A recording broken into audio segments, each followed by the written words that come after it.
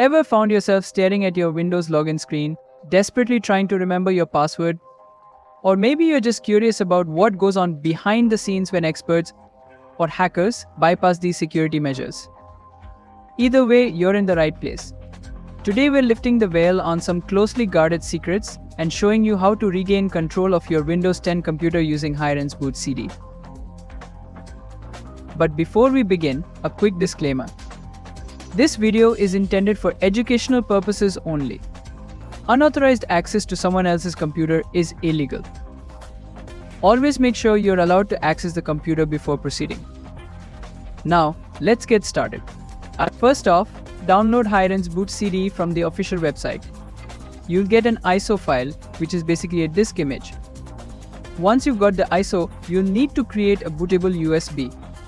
You can use free software like Rufus for this. Insert your USB drive, open Rufus, and choose the downloaded ISO as your source.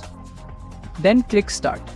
Now that you've got your bootable USB or DVD, it's time to insert it into the locked computer and reboot. You might need to press a certain key like F12, F2, or Del to enter your BIOS or UEFI settings and change the boot order. In the BIOS or UEFI, navigate to the boot order settings and set your computer to boot from the USB drive or DVD. Then, save your settings and exit. You'll now see the Hiren's boot CD menu. From here, choose to boot into the Mini Windows XP or Mini Windows 10 environment. This will load a lightweight Windows interface. Now go to Programs and navigate to the Security Encryption section, or wherever the password reset tool is located in your version of Hiren's boot CD. Open the password reset utility.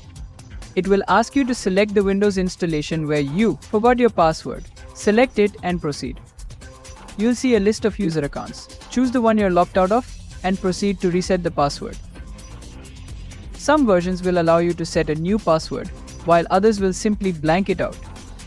After resetting, power off the Mini Windows environment and remove your Hiren's boot CD media. Now reboot your computer. You should be able to log in using the new password, or with no password at all, if you chose to blank it.